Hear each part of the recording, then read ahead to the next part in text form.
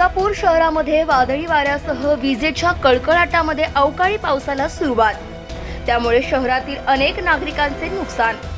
मलकापूर शहरामध्ये सायंकाळी 6:30 वाजेपासून तर 7:30 वाजेपर्यंत वादळी वाऱ्यासह विजेच्या कडकडाटासह पाण्याला सुरुवात झाली असता वारा अतिशय वेगाने असल्यामुळे अनेक दुकानांचे टीन पत्र उडून गेली. रेल्वे स्टेशन ते मलकापूर बस स्टँड पर्यंतच्या रहदारीच्या रोडवरील 15 झाडे पडली आहे.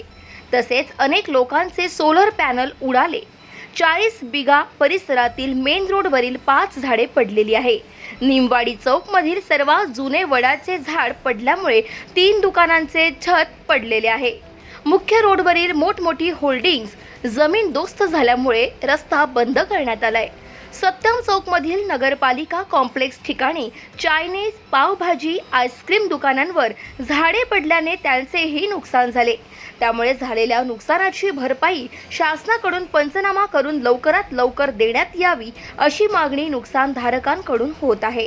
N4 न्यूज करिता अनिल कुमार गोठी, मलकापूर. पवन खर्चे, स्थानिक नळगंगानगर येथील रहिवासी असून मी आमच्या गच्चीवर 4 किलोवॅटचे सोलर प्लॅन्ट बसवलेले होते.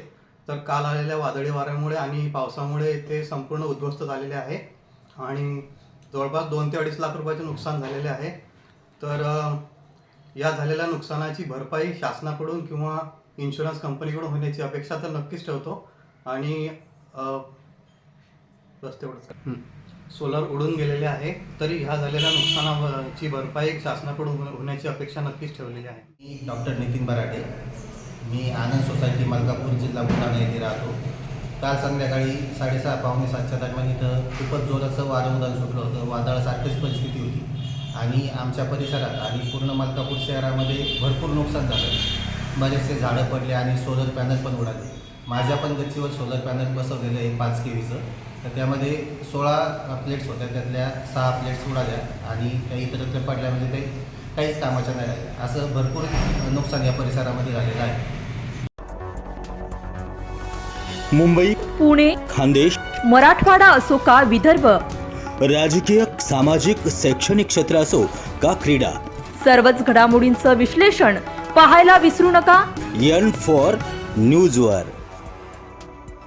मी अभिनेत्री, निर्माती, दिग्दर्शिका किशोरी शहाणविच. N4 न्यूजच्या सगळ्या दर्शकांना माझ्यातर्फे खूप खूप शुभेच्छा आहेत. हे नवीन वर्ष, हे संक्रांत, या सगळ्यांच्या माझ्यातर्फे तुम्हाला सगळ्यांना शुभेच्छा आहेत. N4 न्यूज़ देखने वाले सभी दर्शकों को मेरा यानी कि अनुषा शर्मा का नमस्कार. नमस्कार, मैं Bollywood actor Ramesh Goyal N4 news Marathi channel के लिए मेरी तरफ से हार्दिक शुभकामनाएं.